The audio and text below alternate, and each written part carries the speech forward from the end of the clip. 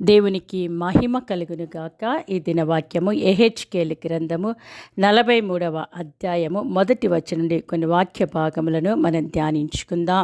ప్రభువును, రక్షకుడును, మహోన్నతుడు తన మర్మములను మనకు తెలియచేసి తన యొక్క ముఖ కాంతిలో మనల్ని నడిపించే రక్షకుడైన యేసుక్రీస్తు నామమున మీకు వందనములు, శుభములు కలుగును గాక. ప్రియులారా, యెహెజ్కేలు గ్రంథము నుండి దేవుడు మనతో మాట్లాడుతున్న విధానమును బట్టి మనం దేవుణ్ణి స్తుతించాలి. ఈ దినము ఆయన ప్రభావము ఎంత ఉన్నతమైంది, ఆయన ఎంత గొప్ప దేవుడయింటూ ఉన్నాడు.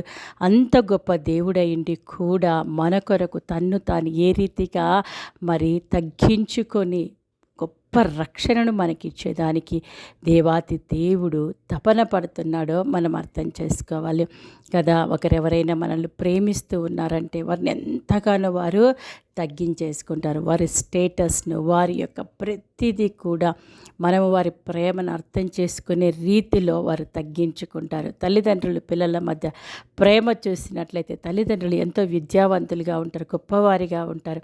అయినా కూడా వారి యొక్క ప్రేమను అర్థం చేసుకునే దానికి పిల్లల యొక్క స్థితిలోకి వారు దిగి వస్తారు. వారి యొక్క మాట తీరు అన్నీ కూడా, అయ్యో నేను ఎంత గొప్ప చదువుకున్నా, మరి ఇంత గొప్పదాన్ని, ఇంత గొప్పవాడిని, మరి ఇంత చిన్నగా నేను దిగాలనా అన్న ఆలోచన ఉండదు వారికి కదా. వారి ప్రేమని వ్యక్తం చేయడం, ఆ ప్రేమ కొరకు ఏదైనా చేసేదానికి వారు ఎలాగ ముందుకు వస్తారో అలాగే తండ్రి అయిన దేవుని ప్రేమ, ఆయన ప్రభావాన్ని కనపరుస్తూ, ఆయన మహిమను మనకు చూపిస్తూ మరి ఆయన మనల్ని ప్రేమించిన దేవుడైంచున్నాడు. ప్రియులారా, ఎంతగా ఆయన ప్రేమించాడంటే నిజంగా ఈరోజు అట్టి దేవుడు మన హృదయాలలోకి వచ్చి మన హృదయంలో నివాసము చేసినంతగా ఆయన మనలను ప్రేమిస్తున్నాడు. ఆయన ప్రేమ గొప్పది, ఆయన ప్రభావం, ఆయన మహిమ చాలా గొప్పది. అసలు మన దేవుడు ఎవరో ఆయనను మనము హృదయపూర్వకంగా సమయం తీసుకొని అర్థం చేసుకుంటే ఇక మనకి ఎలాంటి కష్టకర పరిస్థితులు వచ్చినా, ఎలాంటి ఇబ్బందులు వచ్చినా ఆ ప్రభుని విడిచేదానికి ఆస్కారం ఉండదు, కారణం ఉండదు. ఎందుకంటే ఆ ప్రేమ అంత గొప్పది, ఆ దేవుడు అంత గొప్ప దేవుడైంటున్నాడు. మనము 43వ అధ్యాయం 1 వచనం చూసినట్లయితే, తరువాత అతడు తూర్పు తట్టు చూచు గుమ్మమునకును నన్ను తోడుకొని రాగా. సో యెహెజ్కేలు మరి దేవుని యొక్క దూత యెహెజ్కేలు గారిని ఇక తూర్పు తట్టున్న గుమ్మమునకు తోడుకొని రావడము మరి తెలియపరుస్తూ ఉన్నాడు. 2వ వచనంలో, ఇశ్రాయేలీల దేవుని ప్రభావము తూర్పు దిక్కున కనబడెను. దాని నుండి పుట్టిన ధ్వని విస్తార జలముల ధ్వని వలె వినబడెను. ఆయన ప్రకాశము చేత భూమి ప్రజ్వరిల్లెను అంట. చూసారా, ఇశ్రాయేలీల దేవుని ప్రభావము తూర్పు దిక్కున కనబడము, దాని నుండి పుట్టిన ధ్వని విస్తార జలముల ధ్వని వలె వినబడెను. అవును, మన దేవుని యొక్క ప్రభావము మరి విస్తార జలముల ధ్వని ఎలాగుంటుంది. సో దాన్ని మనం వర్ణించలేము కదా. పెద్ద ఆ వర్షాలు వచ్చినప్పుడు, వరదలు వచ్చినప్పుడు పైనుండి భారీ నీళ్ళని మనం గమనిస్తే చాలా భయంకరమైన ధ్వని ఉంటుంది కదా. మరి ఆయన ప్రభావం కూడా ఆ రీతిగా ధ్వని వలె వినబడుతుందంట. ఆయన ప్రకాశము చేత భూమి ప్రజ్వరిల్లెను అంట. చూసారా, ఆయన ప్రకాశము చేత భూమి ప్రజ్వరిల్లెను. ఆయన యొక్క మహిమ అది కదా, ప్రకాశము చేత. నిజంగా మన దేవుడు వెలుగై ఉన్నాడని యోహాను తన మొదటి పత్రికలో ఆయన రాస్తూ ఉన్నాడు. అలాగే మరలా యోహానే 8వ అధ్యాయం 12వ వచనంలో కూడా చూసినట్లయితే యేసుక్రీస్తు లోకానికి ఆయన వెలుగై ఉంటున్నాడు. అంత మాత్రమే కాదు, తన యందు విశ్వాసం ఉంచు ప్రతి ఒక్కరు కూడా లోకానికి వెలుగై ఉన్నారు. అవును, మన దేవుడు ఆయన వెలుగై ఉన్న దేవుడు, ప్రకాశము చేత మరి భూమిని నింపే దేవుడు అయింటూ ఉన్నాడు కదా. ఇట్టి దేవుని దగ్గర దగ్గరికి ఎవరైతే వస్తారో వారు చీకటిలో ఉండరంటండి, పాప కార్యాలు చేయరు. వారు కూడా వారి యొక్క మంచి కార్యముల చేత దేవుని మహిమపరుస్తారు కదా. సో మన దేవుడు ఆయన లోకానికి వెలుగయ్యున్న దేవుడై ఉంటూ ఉన్నాడు. ఇది లోకానికి వెలుగైన దేవుణ్ణి మనము అనుసరించినట్లయితే పాప జీవితంలో నుండి, చీకటి జీవితంలో నుండి మనము బయటపడగలము. 3వ వచనంలో, నాకు కనబడు దర్శనము పట్టణమును నాశనము చేయుటకై నేను రాగా నాకు కనబడిన దర్శనం వలె నుండెను, మరియు కెబారు నది దగ్గర నాకు కనబడిన దర్శనం వంటి దర్శనములు నాకు కనబడగా నేను సాగిలపడి తిని. కెబారు నది అంటే మరి యెహెజ్కేలు గ్రంథము మొదటి 3 అధ్యాయాలలో మనము ధ్యానించగలము. సో ధ్యానించుకున్న దేవుని యొక్క మహిమ, ప్రసన్నత, మరి కెరూబులు, తర్వాత దేవుడు మరి ఏ రీతిగా ఆరాధించబడుతున్నాడు, ఇవన్నీ కూడా మరి అదే దర్శనాన్ని మరలా ఇక్కడ మరి ఆ దర్శనాన్ని చూసిన వెంటనే యెహెజ్కేలు సాగిలపడ్డాడంట. తూర్పు తట్టు చూచు గుమ్మపు మార్గమున యెహోవా తేజో మహిమ మందిరములోనికి ప్రవేశించను అంట. చూసారా, దేవుని యొక్క తేజో మహిమ మందిరములోనికి ప్రవేశించెను.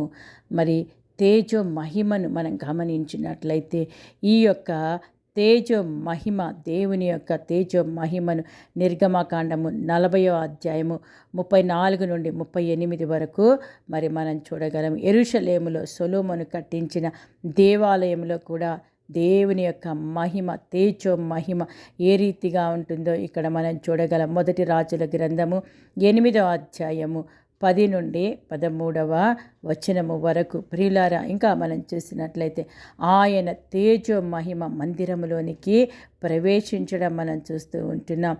ఈ యొక్క తేజో మహిమ మరి ఒకానొక సందర్భములో మరి యెహోవా మహిమ యెరూషలేమును విడిచి వెళ్ళిన తూర్పు గుమ్మము ఇది అయింటున్నది. సో 10వ అధ్యాయము 3, 4 వచనాలు, అలాగే 18, 19, అలాగే 11వ అధ్యాయం 22, 23 వచనాలు.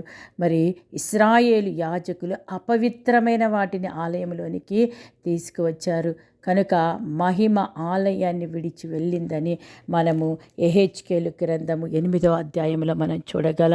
ప్రియులారా, మన దేవుడు గొప్ప దేవుడు, ఆశ్చర్యకరుడు, మహోన్నతుడు. ఈయన మరి మన యొద్ద ఉంటే మనము గొప్ప కార్యాలను చూస్తాం. ఆయన యొద్దకు మనము రావాలి. మనం ఆయన తట్టు తిరిగితే ఆయన మన తట్టు తిరుగుతాడంట. కానీ ఇశ్రాయేలు ప్రజలు వారు చేసిన పాపమును బట్టి దేవుని యొక్క తేజో మహిమ వారిని విడిచి వెళ్ళినట్లు మనము యెహెజ్కేలు గ్రంథం 8వ అధ్యాయం మనం చూసాం. యెహోవా మహిమ ఇప్పుడు తిరిగి రావడాన్ని మరి యెహెజ్కేలుకి మరి చూస్తూ ఉన్నారు. సో కాబట్టి ఆలయము మరి తర్వాత దేశం అన్నీ పవిత్రమవుతాయి. ఎక్కడైతే పరిశుద్ధుడైన దేవుడు ఉంటాడో అక్కడ సమస్తము పరిశుద్ధమైపోతాయి. ఇశ్రాయేలు ప్రజలు, వారి యాజకులు దేవుని ధర్మశాస్త్రానికి లోబడి విధేయులై జీవించినట్లయితే మరి ఈ మహిమ చిరకాలం ఉంటుంది. అలాగే మనం కూడా మరి దేవాతి దేవునికి లోబడి మనం జీవించినట్లయితే దేవుని పరిశుద్ధ మహిమ మనలోనే ఉంటుంది. ప్రియులారా, మనం గమనించినట్లయితే సో ఈ యొక్క దేవుని మహిమ, తేజో మహిమ మందిరంలోనికి ప్రవేశించింది. మరి 1 కొరింథీయులు 3వ అధ్యాయము 16, 17 వచనాల ప్రకారము మనము కూడా దేవాతి దేవునికి మనమేమైంటున్నాం, ఆలయమైంటూ ఉన్నాం కదా. దేవాతి దేవుని ఆత్మ మనలో నివసిస్తూ ఉన్నాడు. అటు పరిశుద్ధాత్మకు ఆలయమైనటువంటి మనము పరిశుద్ధంగా జీవించినట్లయితే ఆయన తేజో మహిమ మనలోకి రావడం మనం చూస్తాం. ఆయన యొక్క కృప మన మీదికి రావడం మనం చూస్తాం. చూడండి 5వ వచనంలో, ఆత్మ నన్ను ఎత్తి లోపటి ఆవరణంలోనికి తీసుకొని రాగా యెహోవా తేజో మహిమతో మందిరము నిండి ఉండెను. సో తేజో మహిమను చూడాలి. నిజంగా ఆ తేజో మహిమ ఎంతో గొప్పది ప్రియులారా. అతి మహిమకరమైన జీవితంలోనికి దేవుడు మనల్ని నడిపిస్తాడు. మరి ప్రత్యక్ష గుడారములో నిర్గమకాండము 40వ అధ్యాయం 34 నుండి 38 యెరూషలేములోని సొలొమోను కట్టించిన దేవాలయములో దిగి వచ్చిన ఆ మహిమ తిరిగి ఇక్కడ ఉంటూ ఉన్నాడు. ఆయన బిడ్డలుగా మరి మనం పాపమును విడిచి ఆయన సముఖములో జీవించినట్లయితే ఆ తేజో మహిమ చేత మనము నింపబడతాం. ప్రియులారా, 6వ వచనంలో, మందిరములో నుండి ఒకడు నాతో మాట్లాడినట్టు నాకు శబ్దము వినబడెను. అప్పుడు నా యొద్ద నిలిచిన వాడు నాతో ఇట్లా నేను, నరపుత్రుడా, ఇది నా గద్దె స్థలము, నా పాదపీఠము. ఇక్కడ నేను ఇశ్రాయేలుల మధ్య నిత్యము నివసించెదను. వారు ఇకను జారత్వము చేసి తమ రాజుల కళేబరములకు ఉన్నత స్థలములను కట్టి తామైనను తమ రాజులైనను నా పరిశుద్ధ నామమును అపవిత్రపరచకయుందురు. నాకును వారికిని మధ్య గోడ మాత్రముంచి నా గడప దగ్గర వారి స్థలముల గడపలను, నా ద్వారబంధముల దగ్గర వారి ద్వారబంధములను కట్టి తాము చేసిన హేయ క్రియల చేత నా పరిశుద్ధ నామమునకు దూషణ కలుగుటకై వారు హేతువులైరి కనుక నేను కోపావేశుడనై వారిని నాశనం చేసి తిని, వారి జారత్వము మాని తమ రాజుల కళేబరములను నా యొద్ద నుండి దూరమునకు కొనిపోయిన ఎడల వారి మధ్యను నేను ఎల్లప్పుడూ నివసింతును. చూసారా, దేవుడు తన యొక్క సింహాసనముని గురించి మాట్లాడుతుంటున్నాడు. నరపుత్రుడా, ఇది నా గద్దె స్థలమని 7వ వచనంలో మనం చూస్తూ ఉంటున్నాం. నా పాదపీఠము, ఇక్కడ నేను ఇశ్రాయేళ్ల మధ్య నిత్యము నివసించెదను అని దేవుడు ఎంత చక్కగా సెలవిస్తూ ఉన్నాడు కదా. ప్రకటన గ్రంథము 4వ అధ్యాయములో మనం చూసినట్లయితే నిజంగా నిత్యము ఉండే ఆ యొక్క దేవుని సింహాసనం ఎలాగుంటుందో మరలా మనం చూడగలము. చూడండి, ఈ సంగతులు జరిగిన తర్వాత నేను చూడగా ఇదిగో పరలోకమందు ఒక తలుపు తెరవబడి ఉండేను. మరియు నేను మొదట వినిన స్వరము బూరధ్వని వలె నాతో మాటలాడగా వింటిని. ఆ మాటలాడినవాడు, ఇక్కడికి ఎక్కిరమ్ము, ఇక మీదట జరగవలసిన వాటిని నీకు కనపరిచెదను అని. వెంటనే నేను ఆత్మవశుడనైతిని. ఇదిగో పరలోకమందు ఒక సింహాసనం వేయబడి ఉండెను. సింహాసనము నందు ఒకడు ఆసీనుడై ఉండెను. ఆసీనుడైన వాడు దృష్టికి సూర్యకాంత పద్మరాగములను పోలినవాడు, మరకతము వలె ప్రకాశించు ఇంద్రధనస్సు సింహాసనమును ఆవరించి ఉండెను. సింహాసనము చుట్టూ 24 సింహాసనములుండెను. ఈ సింహాసనములందు 24 పెద్దలు తెల్లని వస్త్రములు ధరించుకొని తమ తలల మీద సువర్ణ కిరీటములు పెట్టుకున్న వారే కూర్చుండిరి. ఆ సింహాసనములో నుండి మెరుపులను, ధ్వనులను, ఉరుములను బయలుదేరుచున్నవి. మరియు ఆ సింహాసనం ఎదుట 7 దీపములు ప్రజ్వలించుచున్నవి. అవి దేవుని 7 ఆత్మలు. మరియు ఆ సింహాసనం ఎదుట స్ఫటికమును పోలిన గాజు వంటి సముద్రమున్నట్లుండెను. ఆ సింహాసనమునకు మధ్యను సింహాసనము చుట్టూను ముందు వెనుకను కన్నులతో నిండిన 4 జీవులుండెను. మొదటి జీవి సింహము వంటిది, రెండవ జీవి దూడ వంటిది, మూడవ జీవి మనుషుని ముఖము వంటిది ముఖము కలిగినది, 4వ జీవి ఎగురుచున్న పక్షిరాజు వంటిది. ఈ 4 జీవులలో ప్రతి జీవికి 6 రెక్కలున్నాయి. అవి చుట్టూను రెక్కల లోపటను కన్నులతో నిండియున్నవి. అవి భూత వర్తమాన భవిష్యత్ కాలములలో నుండి సర్వాధికారియు దేవుడనగు ప్రభువు పరిశుద్ధుడు పరిశుద్ధుడు పరిశుద్ధుడు అని మానక రాత్రింబగళ్ళు చెప్పుచూ ఉండును. ఆ సింహాసనమునందు ఆసీనుడయుండి యుగ యుగములు జీవించుచున్న వానికి మహిమయు ఘనతయు కృతజ్ఞతాస్థుతులను కలుగునుగా. కానీ ఆ జీవులు కీర్తించుచుండగా ఆ 24 పెద్దలు సింహాసనమునందు ఆసీనుడయుండి వాని ఎదుట సాగిలపడి యుగ యుగములు జీవించుచున్న వానికి నమస్కారము చేయుచు, ప్రభువా మా దేవా, నీవు సమస్తమును సృష్టించితివి, నీ చిత్తమును బట్టి అవి ఉండెను, దానిని బట్టియే సృష్టింపబడెను కనుక నీవే మహిమ ఘనత ప్రభావములు పొందనర్హుడవని చెప్పుచు తమ కిరీటములను ఆ సింహాసనం ఎదుట వేసిరి. ప్రియులారా, ఇది దేవుని యొక్క మహోన్నతమైన సింహాసనము. ఈ సింహాసనము మీద ఆసీనుడైనటువంటి దేవాతి దేవుడు ఆయన అంటున్నాడు, ఇక్కడ నేను ఇశ్రాయేలుల మధ్య నిత్యమును నివసించెదను. వారు ఇకను జారత్వము చేసి తమ రాజుల కళేబరములను ఉన్నత స్థలములను కట్టి తామైనను తమ రాజులైనను నా పరిశుద్ధ నామమును అపవిత్రపరచకయుందురు. చూసారా, దేవుడు తిరిగి తన బిడ్డలను పరిశుద్ధపరచాలని మరి ఆయన తన బిడ్డలతో కలిసి జీవించాలని ఆయన ఉంటూ ఉన్నాడు. నిజంగా ప్రియమైనటువంటి వారులారా, వారి పాపమును వారు విడిచిపెట్టినట్లయితే, వారి పాపాలు మనం చూసినట్లయితే చూడండి, ఇక్కడ నేను ఇశ్రాయేళ్ల మధ్య నిత్యం నివసించదని వారు ఇకను జారత్వము చేసి, అంటే ఇంతకుముందు వారు జారత్వము చేసి రాజుల కలేబరములకు ఉన్న స్థలాలను కట్టి, లైక్ పిరమిడ్స్ ఉంటాయి కదా, అన్యుల వలె వారు వాటికి కట్టి వాటిని ఆరాధించడం అవన్నీ చేశారు.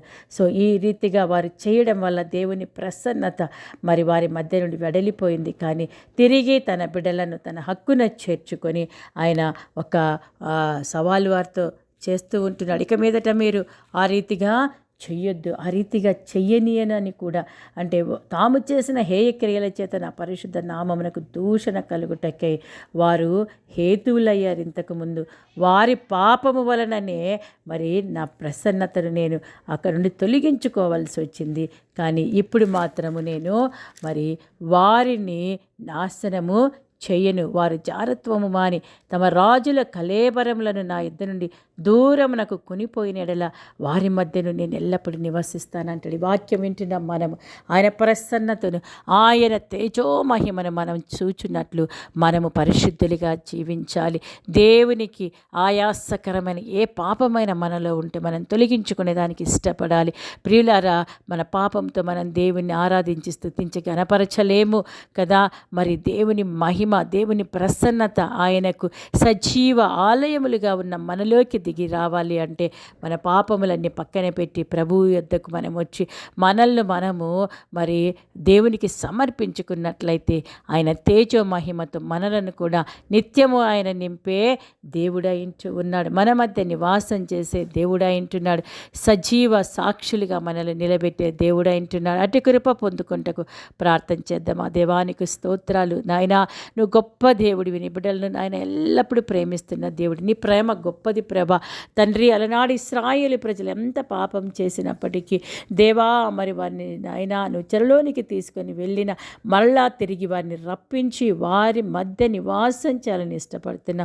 నీ ప్రేమను విడిచిపెట్టుకునే దేవుడు కాదు నాయన. అలాగే మమ్మల్ని కూడా పరిశుద్ధపరిచి మాలో ఉండాలని ఇష్టపడుతున్న దైవమా, ఇదిగో తండ్రి, నీ మహిమ గల సింహాసనమును మా హృదయములలో మేము పెట్టుకొని నిన్ను ఆరాధించి స్తుతించినట్లు తండ్రి, ఈ వాక్యం వింటున్న ప్రతి బిడ్డ యొక్క తండ్రి హృదయాన్ని కడిగి శుద్ధి చేసి ఏ పాపము లేకుండా ఇంకా నీలో ఎదిగి నీ పరలోక రాజ్యంలో నీ సింహాసనం ఎదుట ఉండుటకు కృపణీయమని యేసు నామమున అడిగి వేడుకుంటున్నాము తండ్రి. ఆమేన్.